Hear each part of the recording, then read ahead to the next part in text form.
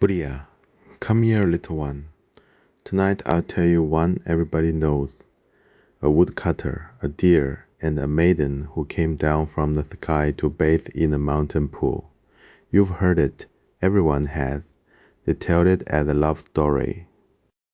Ooh, a nice one.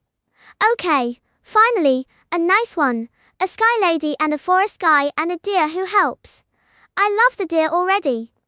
Papa, is this the one where they get married and it's happy? That's how they tell it. Yes, the kind version. But that isn't the real one, Bria.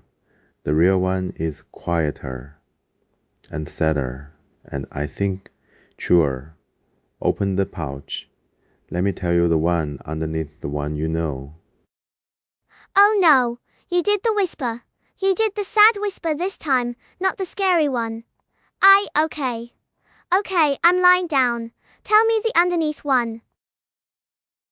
There was a woodcutter, poor and alone, who lived halfway up a mountain. One day a deer came crashing through the trees and pressed itself against his legs, trembling, a hunter close behind. And the woodcutter, without thinking, hid the deer under the brush he'd cut. He saved his life. See, that's a good man. That's a deer-saving man. I trust him. Continue, please, I'm invested. The deer was grateful, and to repay him, it told him a secret.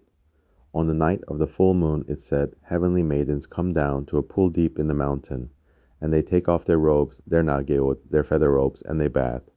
And then the deer told him what to do. Go, find the most beautiful one's robe, and hide it. Hide it. Wait, hide her coat.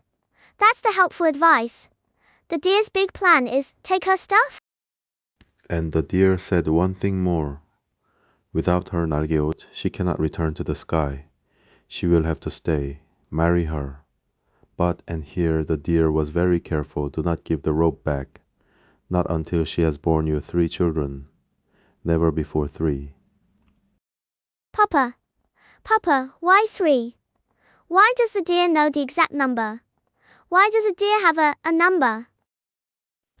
Hold that question, little one. You've already found the thread the kind version cuts off. Pull it slowly. Pull it all the way to the end.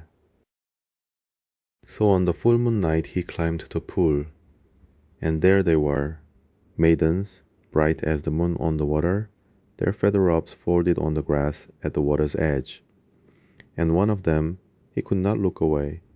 The way you can look away from something you already know you're going to lose. Okay, but she doesn't know he's there.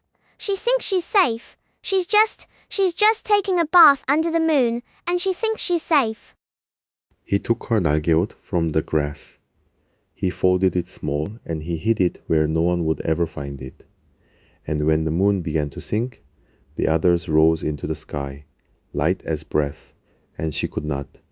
She searched the grass, she searched the water's edge, again and again, in the cold alone while the sky went pale without her. She's looking for it. She's still looking for it. And he's watching her look. And that is when he stepped out of the trees and offered her his coat and his kindness and a warm house down the mountain, and she had nothing left to go back to, so she went with him. That Buriya is the wedding. That's the part they draw with flowers. And here is the strange thing. The years that came were not unkind.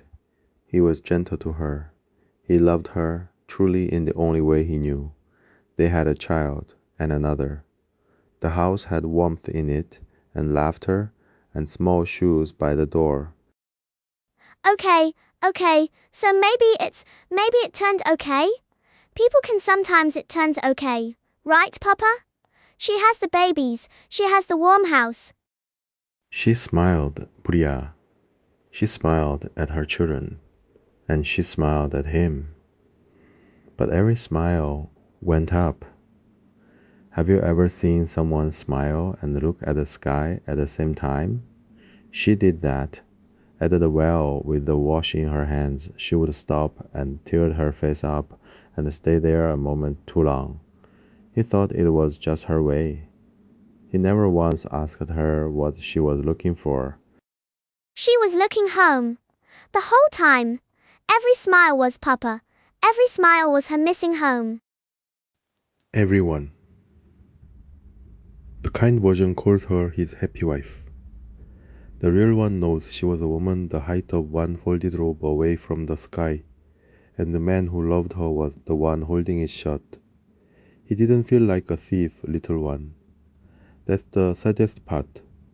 He felt like a husband. Two children grew, and one night, I think because he did love her, in the end he could not bear her looking up face any more. The deer had said 3, he had 2, and still he went to where he'd hidden it all those years, and he brought out her nargeot, and he laid it in her hands. I should never have kept it, he said. It was always yours. Go if you must go.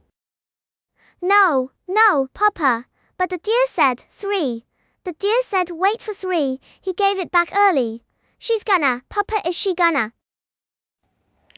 She put it on, and it remembered her. The light came up through the feathers, the way the moon comes up through water. And she gathered her 2 children, one under each arm, and she rose. Up and up, past the roof line, past the pine tops, into the dark where she belonged. And she did not come back. He did the right thing, and he lost everything. That's not Papa, that's not fair. He finally did the kind thing and... Listen, Buria. He didn't lose her the day she flew away. He lost her the first night by the pool when he hid the robe. Everything after all those warm years was only the keeping. And the night he opened that hidden place at last and laid the Naigeod back into her hands, too late, with only 2 children, against everything the deer ever told him, I think that was the bravest thing that poor man ever did. Okay, opening your hand. Love is the open hand. I'm gonna remember that one, Papa. Now, the kind version stops there. But you wanted the real one, and the real one had a little further to go.